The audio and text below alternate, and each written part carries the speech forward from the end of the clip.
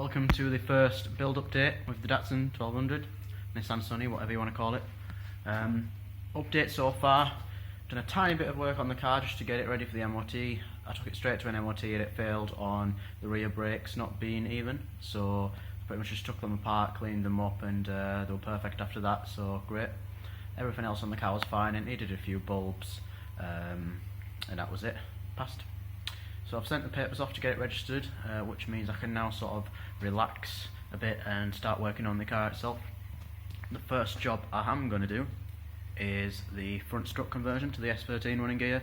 This should be fairly simple to do. Will require a little bit of welding and fabrication for the caster arms, but in terms of the coilovers and low control arms, it just the holes need drilling out and they should fit pretty much straight in. So apologies for the video quality of this video. I'm recording on my phone, so I don't really have a tripod for it, but I'll do the best I can now and try to improve for the next video. Right, so this is what we're working with in terms of stock. It has got lowering springs on it. It's obvious the car's been some sort of metallic light purple at one point, but the brake discs and the brakes are actually in really good condition, as well as the rest of the underneath the car. I know it's a bit dark so you can't see, so you just have to take my word for it, but in terms of rust, this car's got pretty much zero. I've noticed a few tiny little pinholes on the bed because the bed's being covered in wood, and I think moisture's probably got trapped there. But this is the starting point. I've got parts for the car just laid everywhere pretty much at the moment. I'm pretty sure I've got everything I need to get this done. I decided to go with the HSD coilovers. I've got the exact same ones on my MX-5 and I've been quite impressed with them. They've been on the car for about 3 years now, and they're still going strong. And as this is going to be another light car, I'd expect the same sort of performance. So these are fully adjustable Dual-Techs for the S13. The reason I went with these over the Mono Pros is because with the Dual-Techs I can run air cups down the line if I want to. The way I'm going to set the car up for sort of fast road driving, it probably won't need it, but at least I've got that option down the line. So yeah, apart from the caster arms giving me a bit of an issue, I don't think the steering arms are going to fit directly into the S13 knuckles, so I'll cross that bridge when I come to it, but for now the first step is to disassemble everything and give me a blank slate to work with. Okay, so another quick update. This car is like really easy to work on. Everything's all clean and rust free. Just every bolt came off dead easy, to the point where you could loosen it and then just take it off the rest of the way with your fingers. Got both sides done now. So this is what they look like. So yeah, probably sell them on to make a bit of space. Obviously I'm going to make sure I can get this S13 gear working before I do that. In this box, yep, so I've got some camber bolts just to give me an extra bit of play around with it, and then this is the low control arm itself. I think that might be for the other side of the car, looking at the bumper stop. But anyway, these are just the cheap eBay ones, and if you're ever thinking of buying them, the quality looks pretty good. The welds are all very good. The only thing I'd maybe be questionable about is the ball joint and the rose joint, but they're things you can replace really cheaply for really good quality parts. With this being a light car, much lighter than an S13, I'm definitely not worried about using these. So the next step is to try and fit them. One thing I do know is that this hole for the stock low control arm is a little bit small for the bolts that on the S13, and I'll also need to put a washer or two in here. I think I'll probably get away with a washer either side to keep it central. Down the line I might machine new inserts for the rose joint, but for now some washers will do. Okay, so quick update. I've got the low control arm in. All I had to do was drill out those bottom holes. I've got new hardware, gold zinc plated. Same with for the upright. I did manage to get the steering rod to bolt in, but it's loose. I mean, it's enough to roll the car around with, but I will have to change out the rod ends.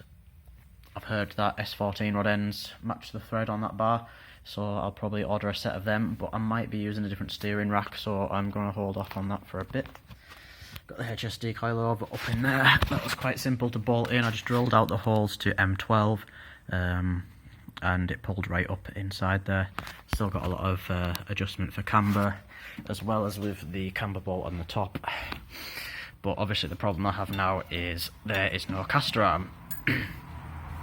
Now with the stock caster arm there is like a pillow ball joint, whatever you want to call it, and with the aftermarket one, which should be over here, it's another rod end, so I'm going to have to make a custom mount for that, but hopefully that should be easy enough. I might have to shorten this bar to get it to work in this setup. That's something I'm going to have to think about, but to be honest, if I'm cutting that mount off anyway, I can mount this end wherever I wanted to, so I'll probably be able to avoid that and just mount it further forwards. So yeah, I'm going to have a quick look at that now and figure out what I want to do with that. Right, so I've just realised that every introduction is a quick update or a little update. Again, it's mainly because I've not been filming anything of me working, because I don't have a tripod here. I'm just working on my phone at the moment. Like I say, future videos I should be able to fix that and get some action shots. So what I originally thought was going to be a nice quick and easy bolt up has changed, and I've decided rather than just chuck it together and have it working, I'll do it properly. The issue with the low control arms being longer than the Datsun 1200 low control arms is that the ball joint on the bottom of the steering knuckle was at quite a severe angle. So what I have decided to do is shorten the low control arms to match the Datsun ones. Here's one I did earlier. So basically I've just chopped 50mm out of this and I've welded it back up. So fortunately there's a nice big brace there. It's going to give it a lot of strength, so I've got no worries that it's going to bend or break at any time. The overall length does match the stock arm. Might be a bit dark to see, so again, take my word on it.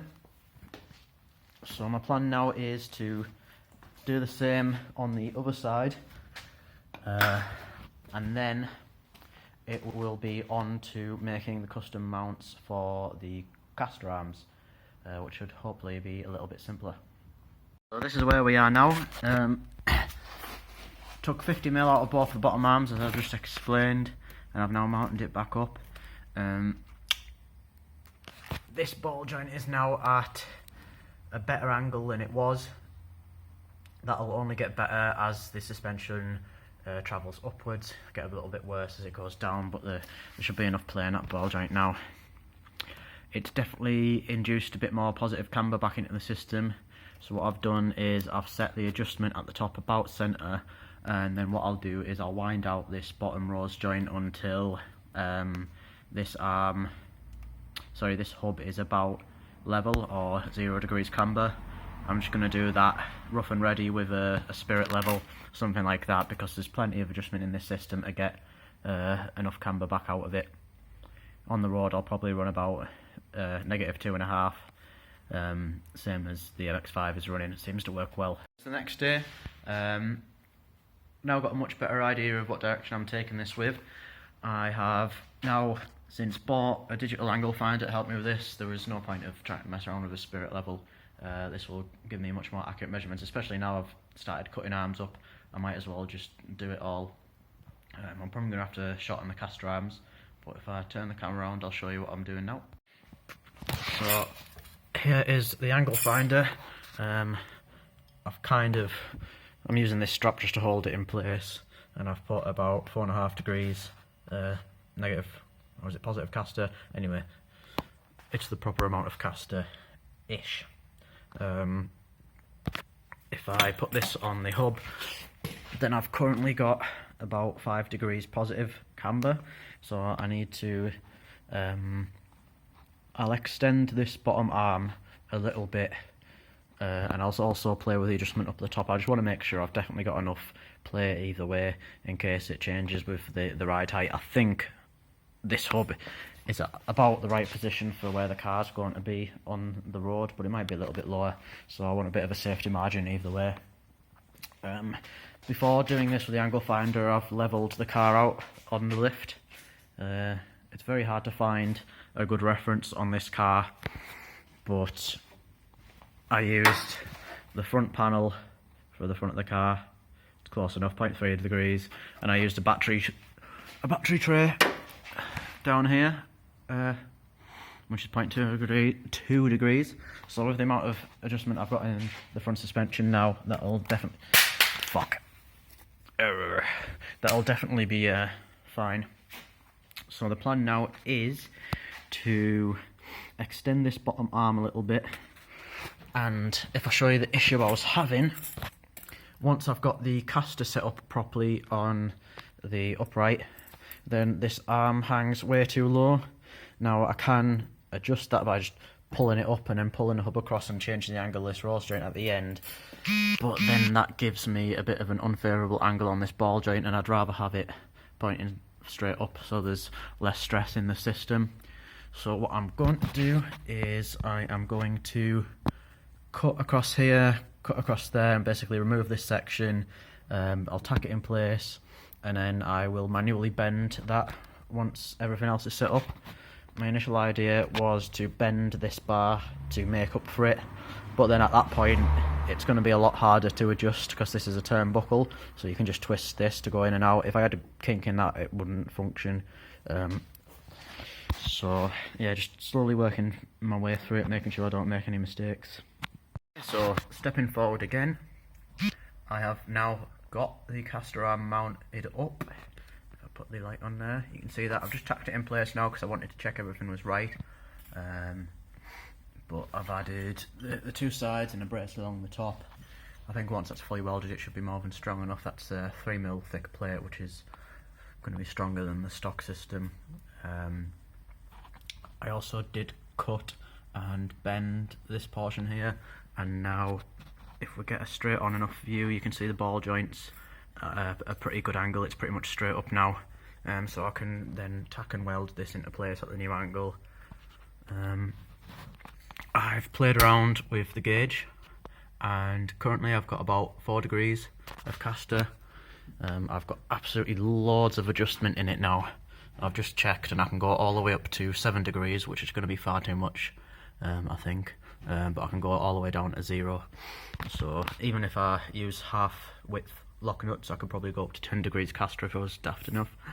So really happy with how this has turned out. Pretty much gonna just fully weld everything up, and then I'm gonna have to repeat everything on the other side. This is probably a good stopping point for the video today. I've got a feeling it's going to be a pretty difficult video to watch just with all the jump cuts and no video of me actually working. I'll make sure to fix that and get a tripod for the next video in the series. But at least I've actually started. I did expect to do something like this on the MX-5 and I just never bothered, but it'll be good to document this in video. Next steps are to weld this up fully and then transfer the same onto the other side. I'll do that next weekend. And then the next thing that's stopping me from making any progress on the front is these hubs that I've bought. I got them cheap, so I can't really complain, but they're pretty much scrap. They don't want to turn. This one's only got one stud in it, so I'm going to order another pair of hubs if I can find them, complete with the smaller S13 brakes, which I'm hoping the 13-inch wheels will fit over, but I'm kind of doubting they will as well, so I might have to get some spacers.